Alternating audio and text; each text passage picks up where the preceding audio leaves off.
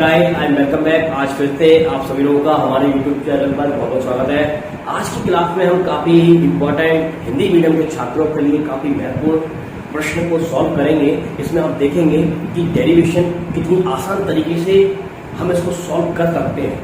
बड़ी समस्याएं आती हैं बहुत सारे हिंदी मीडियम के छात्रों को कि उनको डेरिवेशन करना सॉल्व करना समझ में नहीं आता है, किस प्रकार सॉल्व हो रही है, उनको बड़ी परेशानी आती है। लेकिन मैं आप लोगों की समस्याओं का समाधान लेकर आया हूं। मैं आपको सॉल्व करना भी सिखाऊंगा और उनको लिखना भी सिखाऊंगा। तो इस वीडियो में आप जुड़े रहिए अंत तक और हर एक चीज को ध्यानपूर्वक देखिए, आपको बहुत अच्छे से समझ में आने वाला है। और यदि आप लोगों ने अभी तक हमारे प्रीवियस लेक्चर को नहीं देखा है तो पहले जाके आप देख लीजिए, ताकि आप इस वीडियो को समझने में आपको कोई भी दिक्कत नहीं आए। और यदि आप सभी छात्र एवं छात्राएं हमारे चैनल पर नए जुड़े हुए हैं तो प्लीज हमारे चैनल को सब्सक्राइब करिए और अगर वीडियो पसंद आए तो उसको लाइक करिए, शेयर करिए। चलिए आइए देखते हैं आज की क्लास में कौन कौन सी महत्वपूर्ण प्रश्नों को हम सॉल्व करेंगे। आइए देखिए, चलिए बेटा। जैसा कि आप लोगों को पता है अध्याय 2 चल रहा है हमारा, ठीक है, जिसका नाम है स्थिर वैद्युत ध्रुव। ठीक है भाई। तो विद्युत ध्रुव क्या होता है उसको प्रीवियस लेक्चर में हम लोग स्टडी कर चुके हैं। तो अगर आपने वीडियो नहीं देखा तो पहले उसको जाकर देख लेना, तो आपको और अच्छे से समझ जाए। ठीक है। फिलहाल अभी आप लोगों को जो चीज याद रखनी है, आपको ध्रुव का फॉर्मूला याद रखना है कि उसका सूत्र क्या होता है। तो ध्रुव का सूत्र हम लोगों ने निकाला था प्रीवियस लेक्चर में। ध्रुव बराबर क्या होता है, V बराबर W/Q। यानी कि ध्रुव का सूत्र होता है कार्य बटे आवेश। तो अगर कार्य को आप आवेश से डिवाइड कर देंगे तो आपको क्या मिल जाएगा, ध्रुव मिल जाएगा। ध्रुव की इकाई हमने पढ़ी है वोल्ट। ध्रुव की इकाई क्या होती है, वोल्ट। दूसरी चीज हम लोगों ने निकाली थी प्रीवियस लेक्चर में, ध्रुवांतर। ध्रुवांतर क्या चीज होती है, ध्रुवों में अंतर। एक बिंदु उच्च विभव है, एक बिंदु निम्न विभव है। मान लीजिए एक पॉइंट का पोटेंशियल है 100 वोल्ट, यानी कि विभव है उसका 100 वोल्ट, और एक पोटेंशियल का है 10 वोल्ट। तो ये निम्न विभव हुआ, ये उच्च विभव हुआ, तो ये विभव में अंतर है, इसलिए इसको हम क्या कहेंगे, ध्रुवांतर। तो ध्रुवांतर का फॉर्मूला भी सेम है, बट इसमें क्या आ जाएगा, उच्च विभव माइनस निम्न विभव, और फॉर्मूला वही रखेंगे आप W/Q0, और इकाई वही रहेगी वोल्ट। ये सब आप पहले ही स्टडी कर चुके हैं। ओके। अब इस क्लास में आप लोग स्टडी करने वाले हैं काफी इंपॉर्टेंट डेरिवेशन आज का, जिससे हमारे इस चैप्टर की शुरुआत होगी। ठीक है, ओके। तो उस डेरिवेशन का नाम है बिंदु आवेश के कारण। बिंदु आवेश के कारण किसी बिंदु पर विद्युत विभव। तो हम लोगों को क्या करना है, बिंदु आवेश के कारण किसी बिंदु पर विद्युत विभव की गणना करनी है। तो कैसे करेंगे, एक दो चीजें पहले समझ लीजिए। आवेश क्या चीज होती है, आवेश पदार्थ का गुण होता है। वो गुण हर पदार्थ पर रहता ही है, क्योंकि उस गुण को रहने के लिए पदार्थ की जरूरत है। किसकी जरूरत है, पदार्थ। ये आपके सामने एक पदार्थ दिख रहा है, क्या है इसका नाम, चौक है। ओके, तो इसके बाद आवेश है, बट हमको तो नहीं नजर आ रहा आवेश का है, तो हम क्या करेंगे, इसको रगड़ देंगे। जैसे हम रगड़ेंगे ये दूसरे पदार्थों को अपनी तरफ खींचना स्टार्ट कर देगा। पहले तो नहीं खींच पा रहा था, तो हम कहेंगे इसके पास उस समय वो ताकत नहीं थी। क्या नहीं था इसके पास, आवेश नहीं था। अब इसके पास वो ताकत आ गई, तो ये बल लगा सकता है। बल लगा सकता है तो हमने कहते इसके पास आवेश आ गया। तो ताकत का नाम है आवेश। और हमने स्टडी किया हुआ प्रीवियस लेक्चर में, आवेश कितने प्रकार के होते हैं, 2 प्रकार के, एक धनात्मक आवेश होता है और एक ऋणात्मक आवेश। ये आपको पहले से पता होना चाहिए। ठीक। और आवेश किसका गुण होता है, पदार्थ का। पदार्थ होगा तो ही आवेश होगा, राइट। ओके। दूसरी चीज, ये बड़ा इंपॉर्टेंट कंसेप्ट है आगे की स्टोरी को समझने के लिए। एक धनात्मक आवेश है और दूसरा भी धनात्मक आवेश है। तो अगर दोनों आवेश सजातीय है तो उनके बीच में जो बल लगेगा उस बल का नाम याद रखिए, प्रतिकर्षण। कौन सा बल लगेगा, प्रतिकर्षण। चाहे वो धन हो चाहे वो ऋण हो। एक तो ये नियम आपको हमेशा याद रख लेना है। दूसरा, एक ऋण है और दूसरा धन है, तो इनके बीच में सदैव क्या लगेगा, आकर्षण। तो आप एक चीज नोटिस करिए, आवेश पर ही बल लगा सकता है। अगर आवेश नहीं होगा तो बल लगेगा ही। तो अगर इस पदार्थ पर आवेश आया है तो इस पदार्थ के पास आवेश होगा तो इस पर बल लगाएगा, और अगर नहीं होगा तो नहीं लगाएगा। जैसे लाइट आ रही है, लाइट को तो नहीं खींचना नहीं अपने पास क्योंकि आवेश नहीं है, राइट। इसी तरह से आप जानते हैं पृथ्वी है, पृथ्वी किसको खींचती है? तो आप लोगों ने क्लास 11 में स्टडी किया हुआ है, पृथ्वी उसी चीज को खींचेगी जिसके पास वो वाला गुण होना चाहिए जो उसके पास है। कौन सा गुण है उसके पास? द्रव्यमान है, तो किसको खींचेगी? द्रव्यमान को खींचती है। आप छोड़ के देखिए नीचे आएगा, लेकिन लाइट के पास तो द्रव्यमान नहीं है तो वो लाइट को नहीं खींच पाती, समझेगा? तो ये चीज, तो विद्युत बल किस पे लगेगा? जिसके पास आवेश होना चाहिए। गुरुत्वाकर्षण बल किस पे लगेगा? जिसके पास क्या होना चाहिए? द्रव्यमान होना चाहिए। ये सब आप पहले क्लास लेवल पर छोटे छोटे रूप में आप इसको पढ़ चुके हैं। एनीवे चीजें वही है, बस नई नई तरह से हमको देखने को मिल जाता है, ठीक है। एक तो ये चीज आपको याद रखनी है, ठीक। अब टॉपिक पर आते हैं। बिंदु आवेश के कारण किसी बिंदु पर हमको निकालना है विद्युत विभव। कैसे निकालेंगे? आपको स्टोरी याद होनी चाहिए। कल जो मैंने स्टोरी आपको बताई थी वही स्टोरी आपको यहाँ अप्लाई करनी है, ठीक है। तो स्टोरी में क्या करेंगे? सबसे पहले हमको एक बिंदु आवेश चाहिए, तो हमने यहाँ पर एक बिंदु आवेश मान लिया, ये आपका बिंदु आवेश है, इसको हमने नाम दे दिया O, और इस बिंदु पर एक बिंदु आवेश रखा हुआ है, मान लीजिए प्लस Q। क्या रखा हुआ है?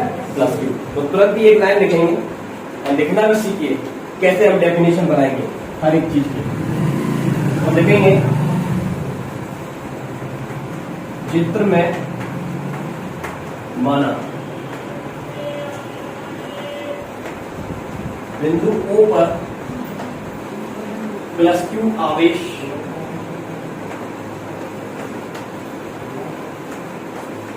स्थित है। इतना काम किया, इतना लिख दिया हमने आगे। कोई डाउट? नो डाउट, क्योंकि हमको स्टोरी बना रहे हैं और वही चीज हमको अपनी कॉपी में लिखनी है। तो चित्र में क्या है? हमारा बिंदु O पर प्लस Q आवेश स्थित है। अच्छा, अगर ये प्लस Q आवेश है तो ये अपने चारों तरफ क्या बनाता है? आपने प्रीवियस लेक्चर में स्टडी किया हुआ है, विद्युत क्षेत्र बनाता है। उसी विद्युत क्षेत्र में एक लोकेशन का नाम होता है विभव। किसका नाम होता है? विभव। और उस विद्युत क्षेत्र में आपको बहुत सारी लोकेशन मिल जाएगी, तो हमको बता दो इस लोकेशन पे कितना, इस लोकेशन पे कितना, इस लोकेशन। तो आप मुंह उठा के आंसर नहीं दे सकते। क्यों? क्योंकि आपके पास एक पर्टिकुलर फॉर्मूला नहीं है। तो आप वही चीज की डेरिवेशन करने जा रहे हैं, इससे आप बता पाएंगे कि इतना डिस्टेंस होगा तो इस लोकेशन पर इतना विभव है, डिस्टेंस कम हो जाएगा तो विभव बढ़ जाएगा, डिस्टेंस बढ़ जाएगा तो विभव बढ़ जाएगा। तो ये सब चीजें हम कैसे बता पाएंगे? फॉर्मूले के आधार पर। तो उसकी गणना हमको करनी है, राइट। अभी जिस लोकेशन पे जितना भी विभव है उसका फॉर्मूला हमने क्या निकाला? दिस।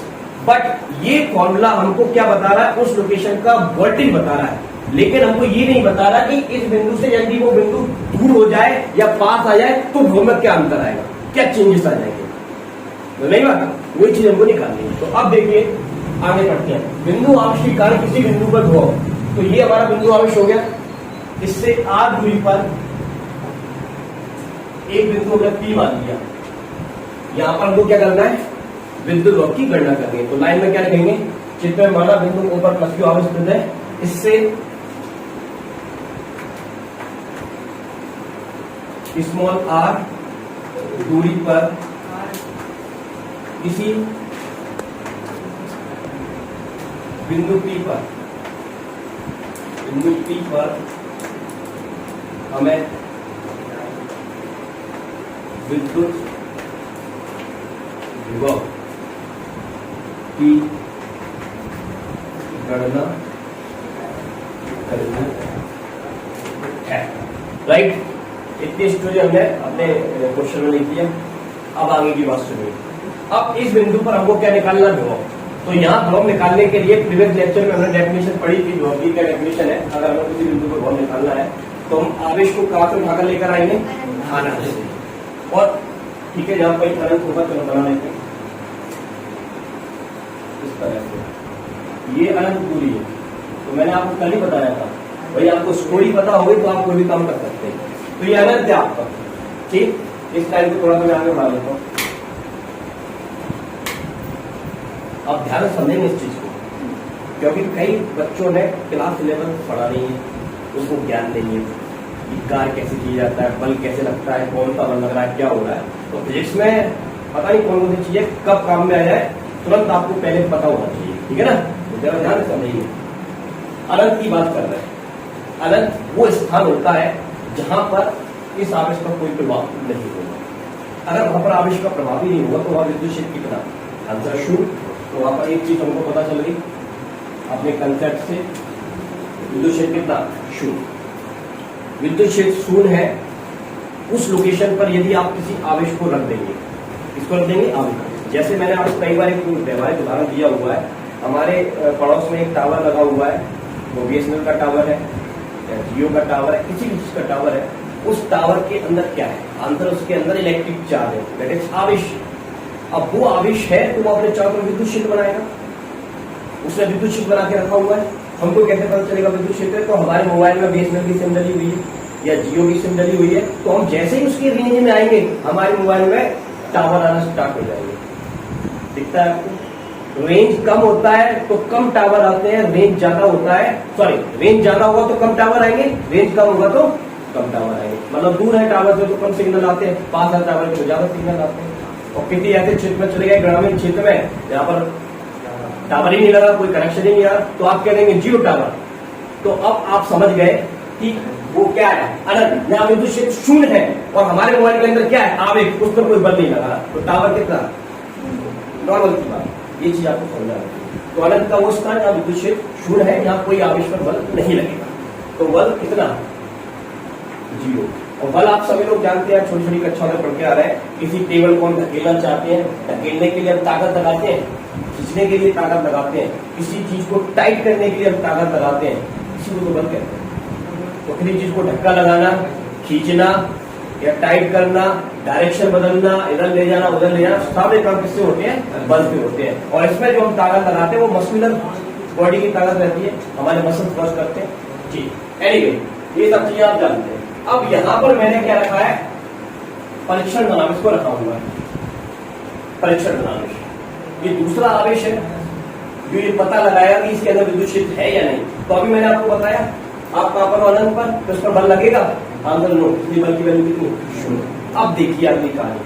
अब इस आवेश को उठाकर हम अनंत से लेकर आते हैं। कहां से लेकर आते हैं, अनंत से। तो अब हम जैसे ही अनंत से लेकर आएंगे तो अब हम इस आवेश के नजदीक आ रहे हैं, टावर के नजदीक आ रहे हैं। तो आप देखेंगे आपके मोबाइल में टावर आना स्टार्ट हुआ, एक टावर आया और नजदीक आया, दूसरा आया, दूसरा क्यों आया, नजदीक आने। तो आप ये कहोगे कि अब और नजदीक आने से बल ज्यादा लग गया, तो टावर बढ़ गया, और नजदीक आए बल और लगा, तीसरा टावर आ गया। बात समझा नहीं? वही चीज हाँ होती है कि आप जैसे जैसे इस आवेश को आप इसके नजदीक लेकर आएंगे तो दूरी अधिक है, बल कम है, दूरी कम है तो बल ज्यादा है।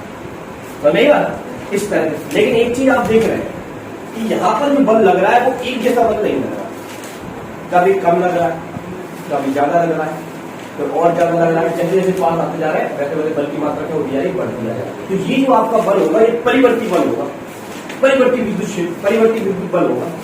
और इस समय आपका फॉर्मूले में क्या दिया हुआ है, कार बटे आवेश। आपका आंसर तो अभी आ जाएगा यदि आपको क्या मिल जाए, कार।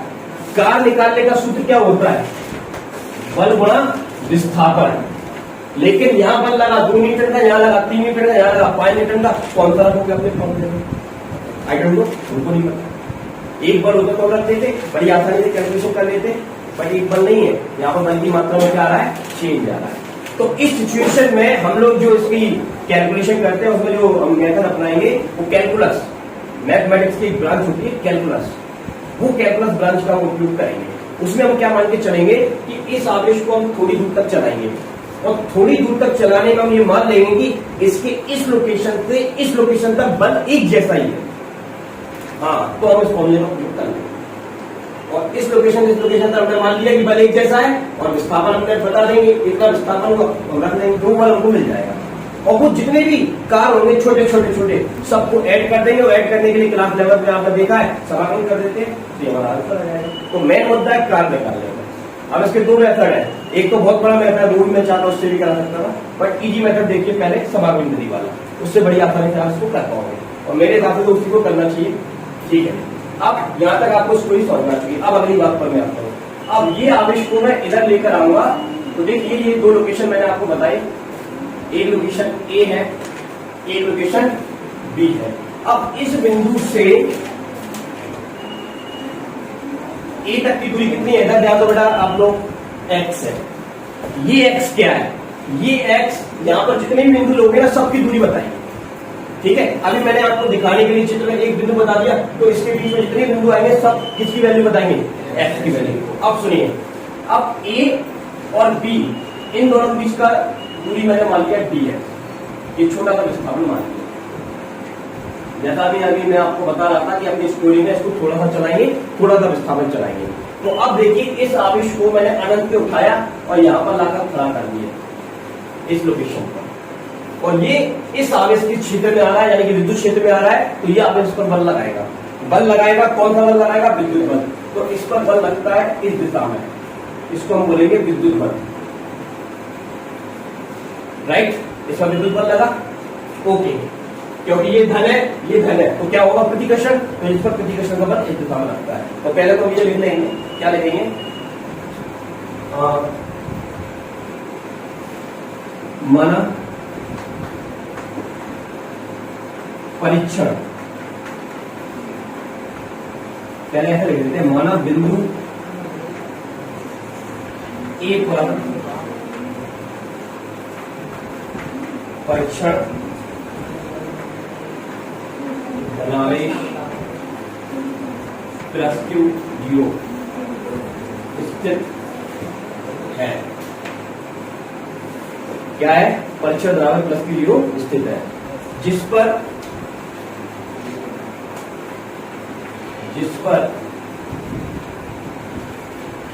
प्लस क्यू 0 आवेश के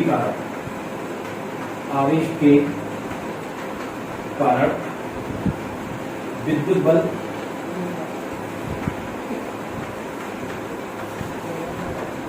क्या लेगा, जिस पर प्लस क्यू 0 आवेश के कारण विद्युत बल।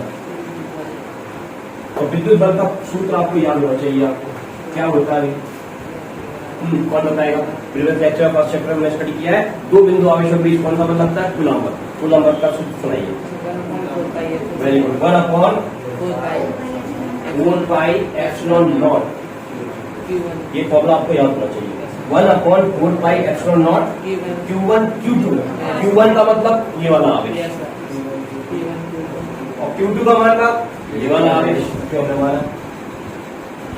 और इनके बीच की दूरी, वो दूरी कितनी है, तो यहाँ पर क्या आ जाएगा, ये आ गया आपका क्या, बल। किस पर बल, इस पर, ये वाला बल निकाल दिया।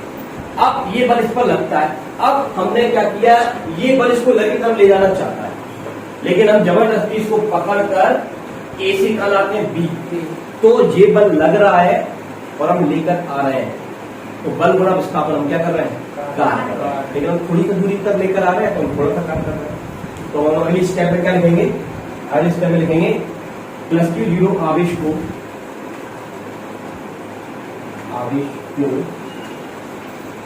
बिंदु ए से बी तक, ए से बी तक लाने में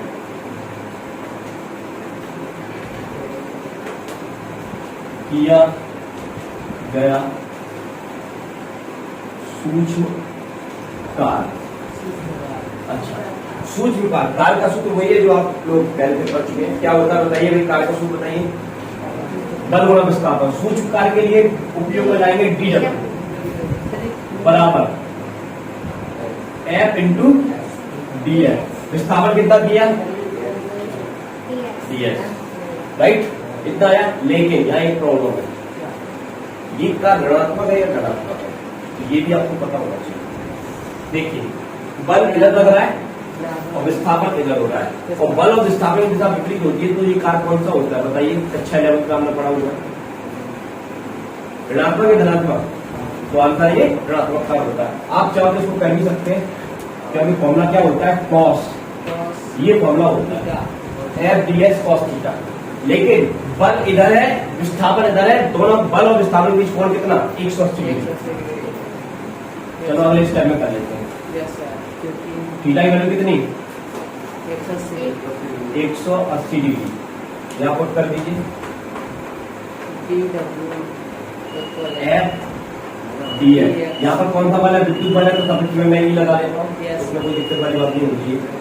यहाँ cos 180 डिग्री। cos 180 डिग्री कितना होता है बताइए? -1 होता है। तो -1 यहाँ रखेंगे तो आपका कार्य कितना हो गया? ठीक है भाई। तो मैं चाहता था उसको वहीं कर देता, पर आपको स्पष्ट क्लियर हो गया, ये क्लियर है। अब हम किसका मान रख देंगे? एफ का मान यहाँ पर, ठीक है, या करके dw माइनस का चिन्ह लगाइए, 1/4πε0 Q0/x², मल्टीप्लाई क्या चल रहा है? तो ये आपका क्या निकल आया? सूक्ष्म कारक। परंतु हम इसको अनंत से लेकर आ रहे हैं और हमको अनंत कहाँ तक लेकर आना है? बिंदु P तक लेकर आना है, तो हमको कुल कार चाहिए। तो हम कुल कार के लिए सवाल कर देंगे, आंसर आ जाएगा। बस अगला स्टेप हम देते हैं। हाँ, लिखेंगे परीक्षण धनावेश प्लस Q04 अनंत से बिंदु P तक लाने में किया गया कुल कार्य।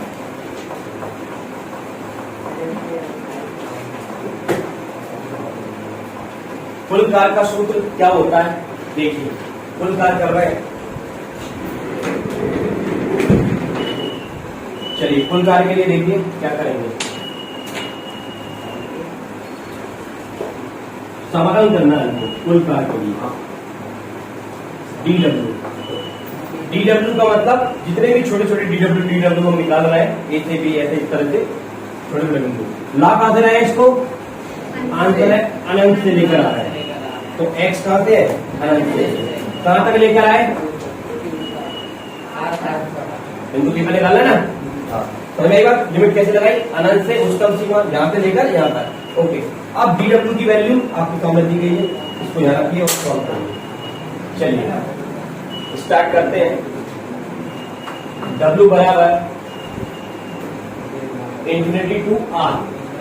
डीडब्ल्यू का मान कितना दिया गया है? यस, ये माइनस का 1/4πε0 Q0/x² और कितना है? dx, right. अब 1/4πε0 कूलम नियतांक है, कांस्टेंट है, इसको हम बात करेंगे। दूसरी चीज, ये जो आवेश लिया है इसकी मात्रा हम बदल नहीं रहे, क्योंकि उसी के लिए तो हम निकाल रहे हैं। क्योंकि क्या हो गया? एक नियत राशि हो गई। जिसको आप लेकर बल लगवा रहे हैं उसकी मात्रा भी आप बदल नहीं रहे। एक बार आपने ले लिया 1 माइक्रोकूलम, तो सीधे प्रयोग कर रहे हैं पूरा, उसको भी नहीं बदल रहे, तो वो भी क्या हो गया? कांस्टेंट। तो ये पूरा कांस्टेंट हो गया। केवल वेरिएबल क्या है? चल क्या है इसमें? एफ। उसको अपने फॉर्मूले में रहने देंगे और बाकी सबको बाहर कर देंगे। तो ये अपना बाहर आ गया Q0/4πε0। इंटीग्रेशन किसका होना है? केवल 1/x²। शुद्ध भाषा में कहा जाए गणित में, जो भी फॉर्मूले के अतिरिक्त हमारे समाधान में आ जाता है हम उसको कांस्टेंट मानकर बाहर निकाल देंगे। तो फॉर्मूला इस चीज का होता है, इन सबका नहीं होता, तो बाहर निकाल दीजिए। अगर आप फिजिक्स के प्रिंसिपल से ये समझना चाहे वो भी आपको समझ में आएगा, और मैथमेटिक्स से समझना चाहे तो मैथमेटिक्स क्या कहता है? जो भी फालतू चीज आएगी उसको गेट आउट करो अपने इंटीग्रेशन से, बस खत्म हो गया। अब आपका मैथमेटिक्स से यहाँ तक फिनिश कर लीजिए। अब मैथमेटिक्स में बताइए 1/x² का dx के रिस्पेक्ट में समाकलन का सूत्र होता है या नहीं होता है? किसका मैथ है? आपने बताओ सर। नहीं पता? वेरी गुड, क्योंकि 1/x² का तो समाकलन होता ही नहीं है, तो उसको कहाँ ले जाएंगे? ये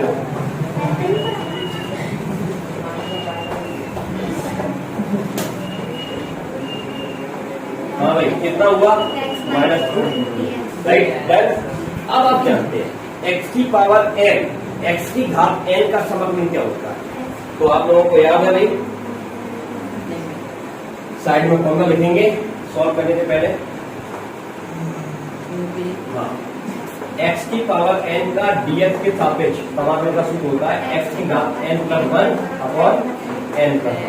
n का मतलब ये जो घात चल रही है, ठीक है भाई? तो चलिए अप्लाई करिए। हाँ बेटा, अप्लाई करके बताओ मेरे को। हाँ अप्लाई कर दीजिए यहाँ पर। इसको ऐसे लिखना है, कैसे लिखोगे? एक्स की पावर -2 + 1 -2 + 1 और लिमिट पर भूल जाना सॉल्व करते समय अनंत और कोई दिक्कत समझ में आ गया सबको? बस अब तो ये आते ही तो है। -2 में से एक गया कितना बचेगा? -1। Very good, okay.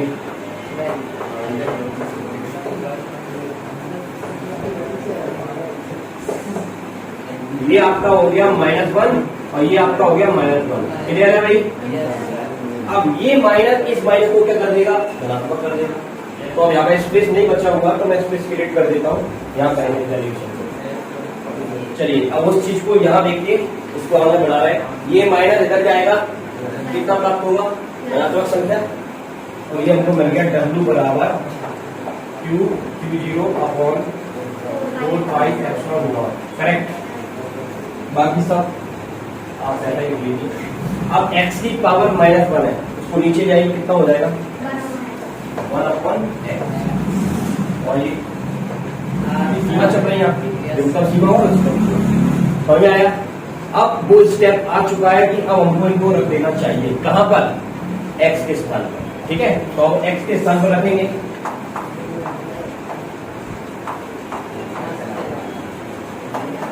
देखिए आपने नियम स्पष्ट पढ़े हुए, पहले उच्चतम सीमा आनी है फिर न्यूनतम आनी है। किसके स्थान पर आनी है? x के, क्योंकि आपने शुरुआत में बताया था कहीं ये x की तो मान है, x के स्थान पर बोले। चलिए रखिए, पहले क्या रखना है? r 1/r। फिर क्या होता है? माइनस, ये आपने पढ़ा हुआ है मैथमेटिक्स में। और यहाँ पर क्या अनंत। अब आप लोगों को पता है अनंत का ग्रीक संख्या में डिवाइड किया जाता है, भाग दिया जाता है, तो कितना प्राप्त होता है? 0। तो वो संख्या कितनी हो जाएगी? तो ये खत्म हो गया। तो आप इसलिए करेंगे क्या आ गया? W बराबर Q0 अपॉन 4πε0। अब मैं इसमें देता हूँ 1/r। ये आ गया आपका काल। कहां तक का काल आया? अनंत से बिंदु P तक लाने में। बिंदु P कितनी दूरी तक? r। देखो r आ गया।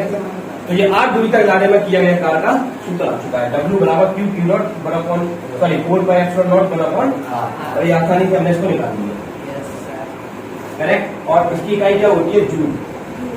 तो ये हमने इतना जूल काम कर दिया। अब वो स्टेप आ चुका है कि अब हमको इसको कहाँ रखना पड़ेगा? टारगेट क्या था?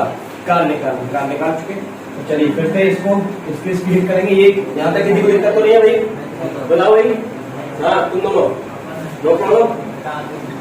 चलो भाई अब लिखेंगे क्या? लाइन लिखेंगे अतः बिंदु P पर विद्युत ध्रुव। तो लिखा जाएगा यहाँ पर अतः बिंदु P पर विद्युत विभव। विद्युत ध्रुव का सूत्र बताइए। वो लिखा है ऊपर W/Q0। किसका मान रखेंगे? W का मान। लिखेंगे W का मान रखने का। W का मान रखने का। चलिए W का मान रखिए। कितना दिया हुआ है? सावधानी पूर्वक रखिए। W का मान Q0 upon 4πε0 1/r divided by Q0। Q0 से Q0 हो गया करके कितना बचा? V बराबर Q अपॉन 4πε0 1/r। तो ये आ गया आपका इकाई क्या होती है? ठीक है, समझ में आया? अच्छा लगा क्वेश्चन? तो ये 5 नंबर की डेरिवेशन आपकी कंप्लीट समझ में आई बात? 5 नंबर। अच्छा आप इसमें देखिए जरा, आप अगली चीज देखिए। इस सूत्र में जो चीज आई है वो क्या क्या चीज आई है? ये जो विभव है वो किस किस पर निर्भर करता है? ये स्रोत आवेश पर निर्भर करता है। स्रोत आवेश कौन सा? ये आपने लिया। अगर इसका मान ज्यादा होगा तो विभव का मान ज्यादा होगा, इतना है। अगर इसका मान कम होगा तो विभव का मान कम होगा। साधारण सी बात है, आपको पहले से समझ आना चाहिए। दूसरी दूरी, दूरी के भी कोई मान पाती है। अगर आप दूरी बढ़ाते जाओगे तो विभव का मान क्या होता जाएगा? कम होता जाएगा। तो यहाँ से एक चीज स्पष्ट हो रही है। अभी मान लीजिए आपने आवेश को नियत रखा हुआ है और 4πε0 भी नियत ही है, तो इसको अगर हम हटा दें तो क्या लिख सकते हैं, स्पष्ट है कि, स्पष्ट है कि क्या आ जाएगा, V व्युत्क्रमानुपाती 1/r, यानी कि विभव जो होता है वो दूरी के व्युत्क्रमानुपाती होता है। अब ये चीज आप पहले पढ़ चुके हैं, कहां पढ़ा है आपने, पहले चैप्टर में पढ़ा है, बिंदु आवेश के कारण किसी बिंदु पर विद्युत क्षेत्र की तीव्रता। तो वहां पर जब आपने कैलकुलेशन की थी तो ये आया था E व्युत्क्रमानुपाती 1/r²। अब समझिए जरा कंसेप्ट, E व्युत्क्रमानुपाती r², बिंदु आवेश के कारण, राइट। और ये क्या है, ये भी बिंदु आवेश के कारण r दूरी पर विभव है। मान लीजिए ये हमारे पास आवेश है, इससे r दूरी पर ये बिंदु P है, यहां पर विद्युत क्षेत्र आप देखोगे तो वो कितना, E व्युत्क्रमानुपाती 1/r²। इसी लोकेशन पर आप विभव देखोगे तो कितना। अब मैंने आपसे कहा कि ये दूरी r को मैंने बढ़ाकर 2 गुना कर दिया, तो विद्युत क्षेत्र और विभव पर क्या प्रभाव पड़ेगा। तो दोनों चीज आपके सामने, यहां पर रखोगे 2 तो स्क्वायर करोगे कितना हुआ, 1/4, यानी कि 1/4 गुना विद्युत क्षेत्र कम हो जाएगा दूरी को डबल करने में। विभव के क्या आ जाएगा, रख लीजिए यहाँ पर, तो कितना, हाँ, तो 1/2। तो कौन जल्दी जल्दी कम हो रहा है, विद्युत क्षेत्र या विभव, कौन जल्दी जल्दी कम हो रहा है, सोचिए भाई, विद्युत क्षेत्र, क्योंकि वो पावर में है और ये छोटा है। तो यानी कि दूरी के साथ विभव देर में घटता है, लेकिन विद्युत क्षेत्र बड़ी जल्दी जल्दी कम होना स्टार्ट हो जाता है। तो ये समझ में आ गया, ये आपके लिए नीट का क्वेश्चन बनता है इस तरह का। तो ये कंसेप्ट आपके सामने आएंगे, समझ आएगा। तो ये क्वेश्चन आपका ओके। अब यहाँ पर आपने ये फॉर्मूला स्टडी कर लिया, अब इस फॉर्मूले को मैं साइड में रखता हूँ, नेक्स्ट डेरिवेशन की तरफ बढ़ते हैं। तो किसी कोई दिक्कत तो नहीं है इसमें। अब देखिए, इस फॉर्मूले का, इस सूत्र का प्रयोग करके काफी इंपॉर्टेंट डेरिवेशन बनाने वाले हैं, और वो डेरिवेशन फिर से वही डेरिवेशन है जो आपने पिछले चैप्टर में पढ़ी थी, अक्षीय स्थिति, निरक्षीय स्थिति, और किसी भी बिंदु पर। तो 3 स्टेप में हमको इसको सॉल्व करना होगा, उसके लिए आपको ये डेरिवेशन का ये फॉर्मूला याद कर लिया बेटा, सब लोगों ने याद करिए। क्या फॉर्मूला होता है, बिंदु आवेश के कारण r दूरी पर किसी बिंदु पर ड्रॉप का सूत्र क्या होता है, V बराबर Q/4πε0/1/r। ये सूत्र आप याद रखिए ताकि आपको आगे की डेरिवेशन करने में कोई समस्या ना हो। चलिए मैं इसको रब कर रहा हूँ भाई, जल्दी से अगर किसी को नोट करना है कर लीजिए। हमने कर लिया, सुनाओ। अब देखिएगा, देखो V बराबर Q/4πε0। 1-2 दिन लगेंगे तो इसका नाम याद रखने में, बार याद हो जाएगा। हाँ, एप्सिलॉन नॉट, ठीक है, या एप्सिलॉन 0 बोलती है, राइट। ये चलिए करना क्लियर है। चलिए मैं इसको रब कर रहा हूँ। नेक्स्ट इंपॉर्टेंट डेरिवेशन देखिए।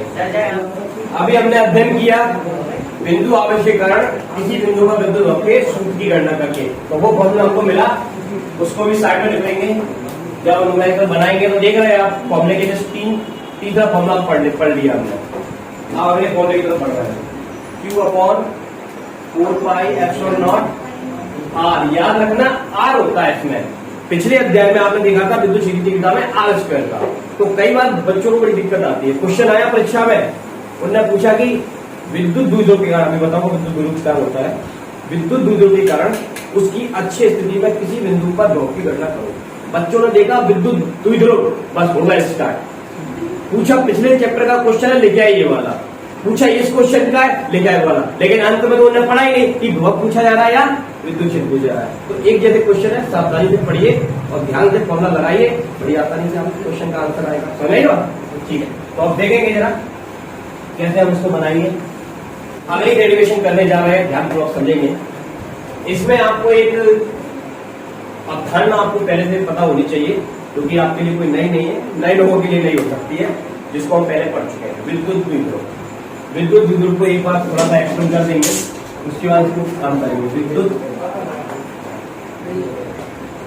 द्विध्रुव, अब देखिए विद्युत द्विध्रुव क्या चीज होती है।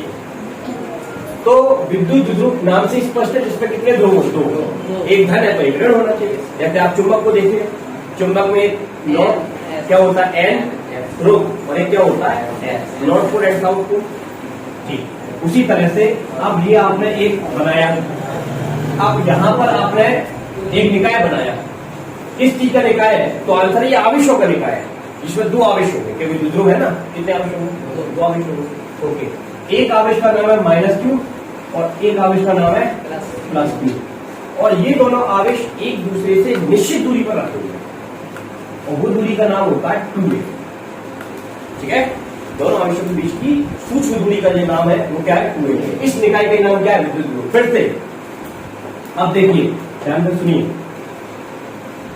कोई भी दो आवेश जिनके परिमाण समान इतना क्यू, जैसे ये 10 है ये भी 10 होना चाहिए, ये 20 है ये भी 20 होना चाहिए, तो परिमाण समान।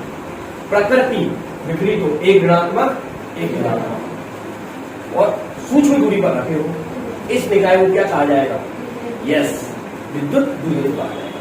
हर विद्युत द्विध्रुव की कुछ ताकत होती है, उस ताकत को हमने नाम दिया है पिछले अध्याय में, जिसका नाम हमने रखा द्विध्रुव आवेश।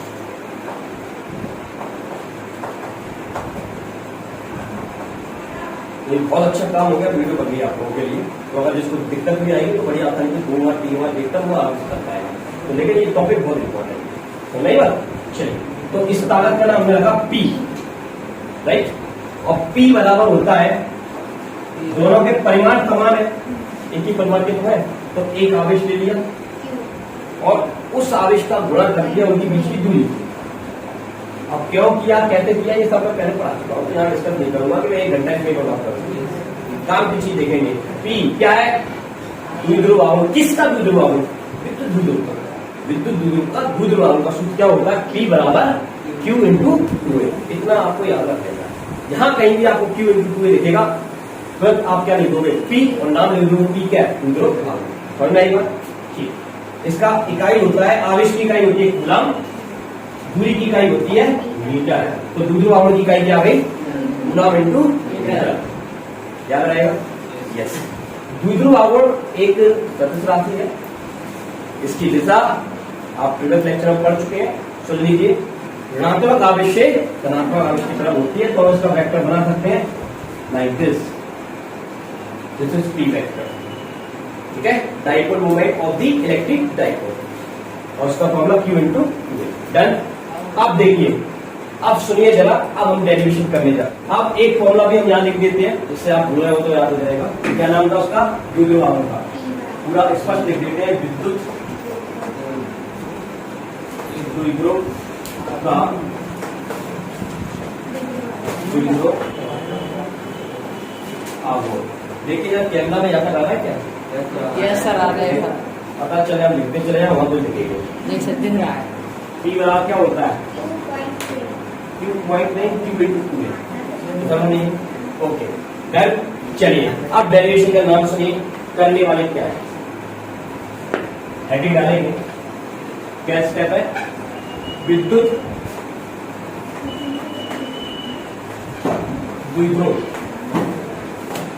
के कारण किसी बिंदु पर जुड़ाव। विद्युत द्विध्रुव के कारण अच्छी स्थिति में, थोड़ा सा और लिखना पड़ेगा हमको। विद्युत द्विध्रुव के कारण अच्छी स्थिति में जुड़ाव। ठीक है भाई। अब देखिए जरा, काफी महत्वपूर्ण डेरिवेशन है, अगली 5 नंबर की आप लोगों के लिए बोर्ड परीक्षा के लिए। अच्छी स्थिति का मतलब अच्छी। तो अब से पूछा क्या जा रहा है? विद्युत द्विध्रुव, जो चीज पहले स्टेप है, पहले उसको हम अपने डायग्राम में अपनी भौतिक नोटबुक पर बनाएंगे। तो विद्युत द्विध्रुव क्रिएट कर देते हैं बोर्ड पर। देखिए, ये आपका विद्युत द्विध्रुव है और अभी आपको मैंने बताया यहाँ पर कौन सा आवेश होता है बताइए? -Q। यहाँ पर कौन सा आवेश होता है? Plus Q। इसके बाद इस लोकेशन का नाम A दिया, इस लोकेशन का नाम B दिया और दोनों आवेशों के बीच की दूरी का नाम 2a। ये आपको रट जाएगा, काफी बार आप इसको कर चुके हैं पहले।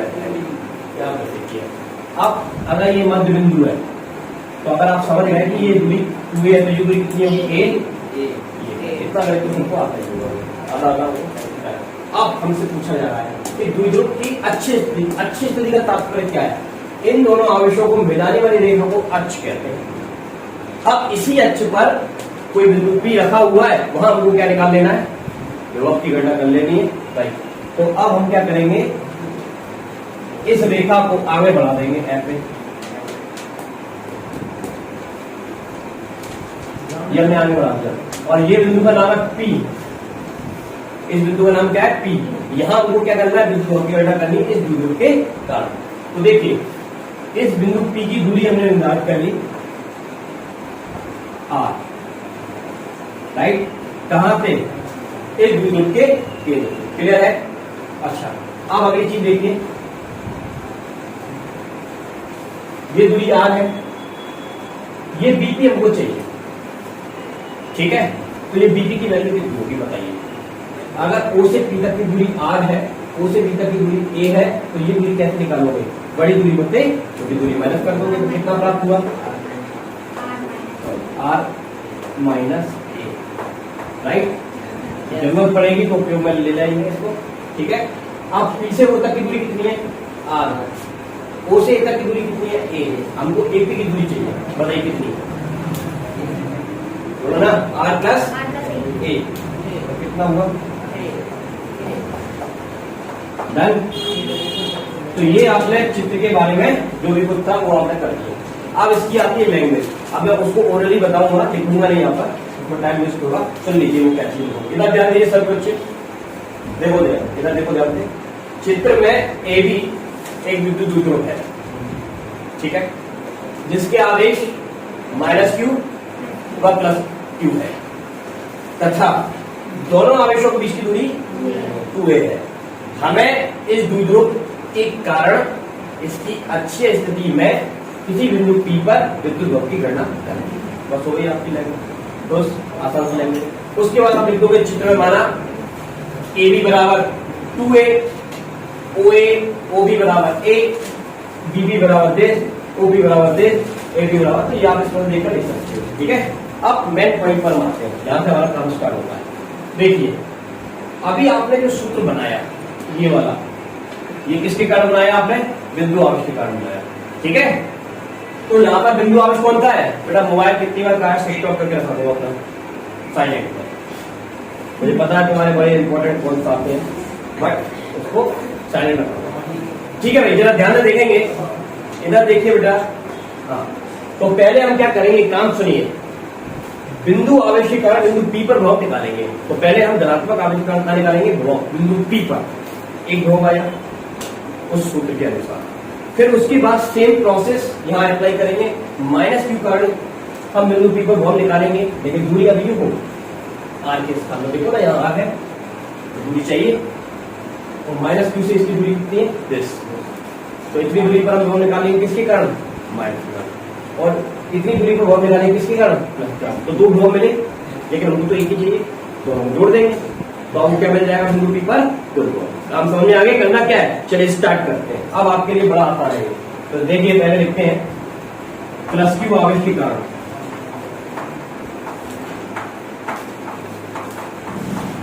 प्लस क्यू आवेश के कारण किसी बिंदु P पर विद्युत विभव, डन। अब देखिए विभव का सूत्र आपके सामने लिखा हुआ है, बताइए, इसको हमने नाम दे दिया V1, ठीक है। इसमें क्या आ रहा है, आवेश, कौन से आवेश का निकाल रहे हो, Q, तो यहां क्या लिखा, Q upon 4 pi epsilon not upon R, लेकिन R कौन सा, ये बीपी, तो यहां क्या लिखेंगे, बीपी। तो बीपी का मान कितना है, R माइनस है, तो मैं उसको मिटाकर वहां पर डायरेक्ट लिख देता हूं, R माइनस, कोई दिक्कत। तो ये आपने सूत्र को उपयोग में ले लिया। अब अगर आपको ये स्टेप समझ में आ गया तो अब बताइए माइनस क्यू के लिए क्या होगा, चलो लिखते हैं, फिर से यही लाइन माइनस क्यू आवेश के कारण। जिसको पहला चैप्टर नहीं भी आता है ना, तो आप समझ में आया कभी यही चीज पहले चैप्टर में ये डेरिवेशन करनी है। माइनस क्यू आवेश के कारण क्या लिखा था ऊपर, किसी बिंदु P पर विद्युत, चलिए अब आप लोगों में कौन सा एक्सपर्ट है जो मेरे को इसका मान बताएगा, पूरा सब बता सकते हैं क्योंकि ये बहुत छोटी सी चीज है। तो अब आवेश कैसा है ऋणात्मक, तो लिखा माइनस क्यू कौन upon pi 4 pi epsilon not दूरी आर प्लस ए।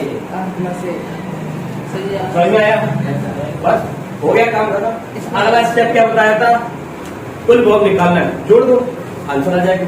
तो लिखेंगे यहाँ पर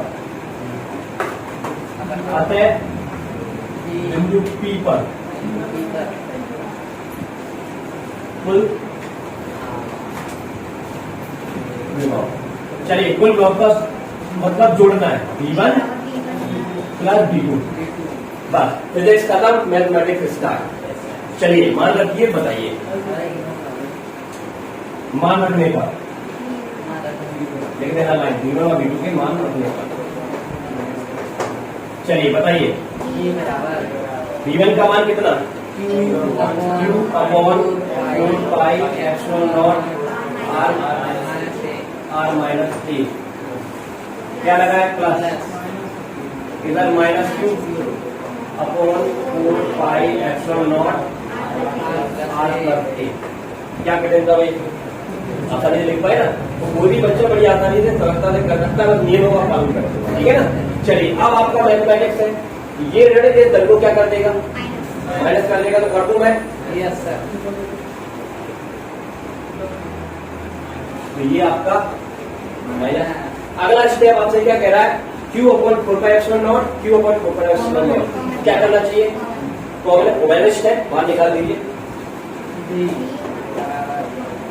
Q अपॉन 4 पाई माइनस संख्याओं को बाहर निकाल देंगे। कितना बचा,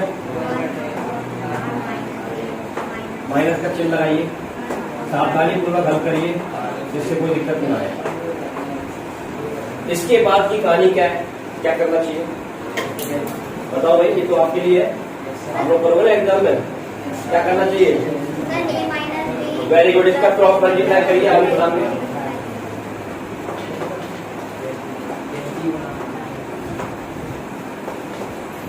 इसका इधर इधर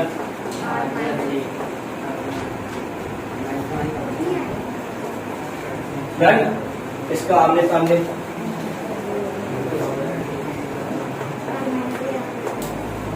अब देखिए आप अगले स्टेप में,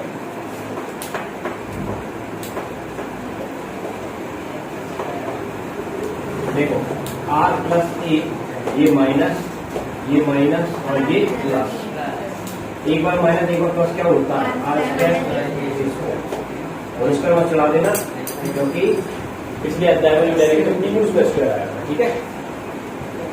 चलिए कौन सा कैलकुलेशन हो रहा है, ये R इस R से निरस्त हो गया, कट गया, ए और ए कितना हुआ 2a।